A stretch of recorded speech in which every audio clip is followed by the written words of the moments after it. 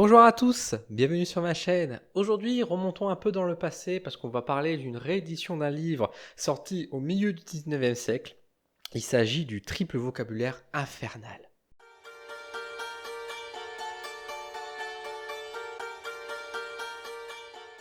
Ah, derrière ce nom, déjà, on sent il y a quelque chose qui se passe. On va effectivement parler un peu de magie noire, enfin, on va dire ça comme ça, des démons, etc.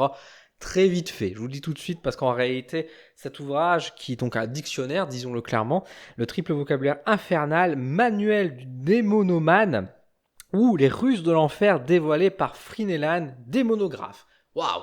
On est parti là-dessus. C'est quoi? Alors, je vous montre le livre. C'est une réédition qui est sortie en novembre 2025 aux éditions Bussière, qui fait partie un peu de cette collection d'ouvrages anciens réédités. Donc, encore une fois, une très bonne action. Qui est sortie donc en novembre 2025. On va le retrouver du coup au prix de 15,20 €. Voilà, tout simplement, par rapport à ça. Je vous montre à quoi ressemble l'ouvrage en question.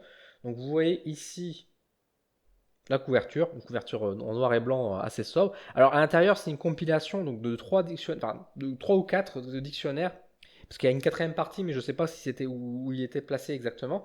Et en fait, bon bah comme tout dictionnaire, vous avez des mots en fait, puis bah vous avez une définition. Alors c'est pas une définition académique, c'est plus euh, voilà, c'est même pas une présentation, c'est parfois juste des petites informations qui sont données comme ça.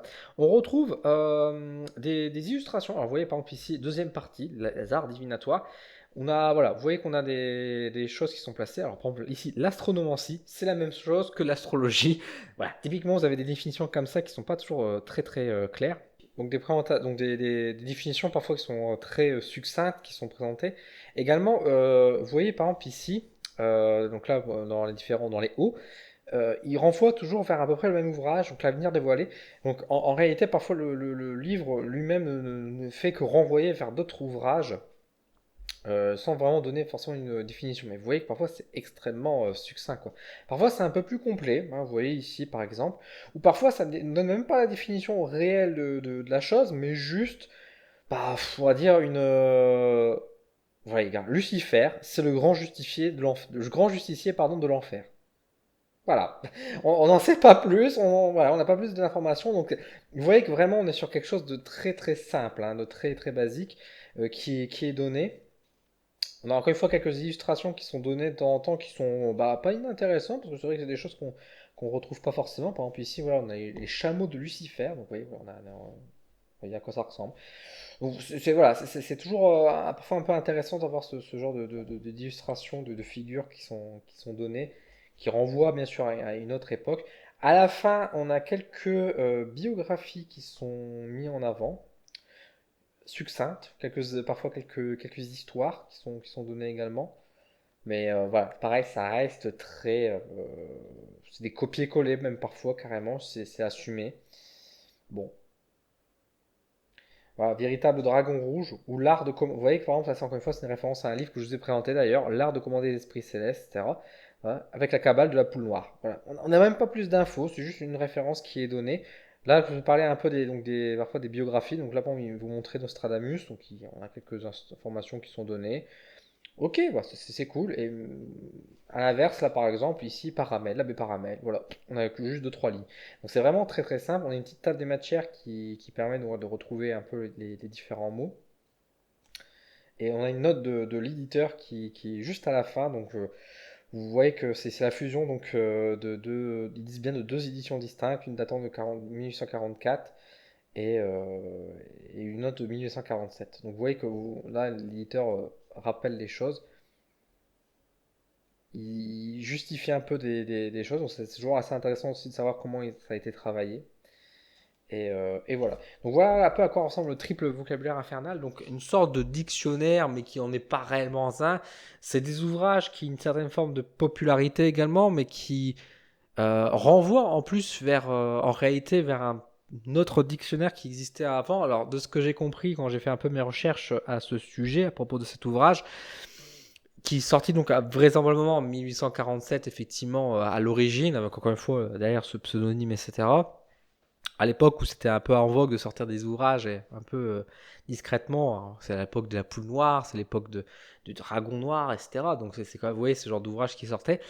Sensiblement, cet ouvrage surfait un peu sur l'effet de mode et avait voulu compiler un petit peu, en jouant un peu sur le sensationnel, on va dire, le côté ésotérique, sans clairement faire preuve d'un savoir et d'une connaissance riche.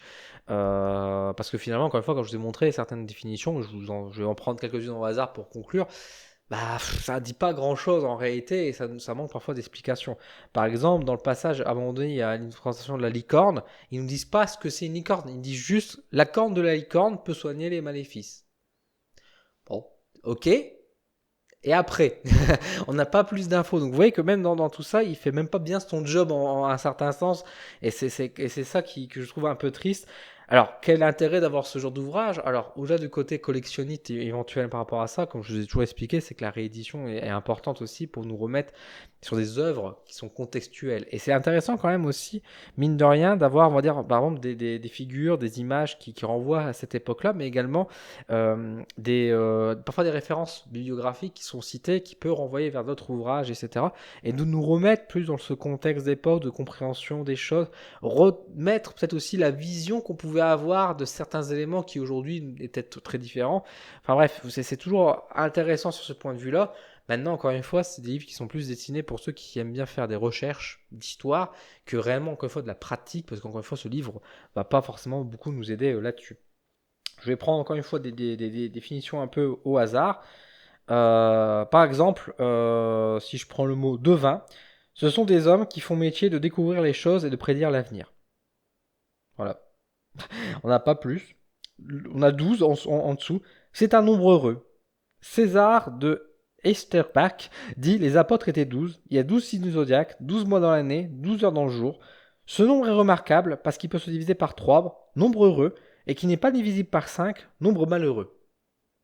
Ouais, c'est quand même curieux de définir comme ça le chiffre 12. Après, ce qui est dit, c'est pas forcément faux. Mais je dis pas le contraire. Mais c'est juste que c'est vrai que c'est dans une forme de curiosité. Et en fait, c'est ça, ce genre de livre, c'est que on est là sur de la curiosité, réellement, on va dire là-dessus, quoi.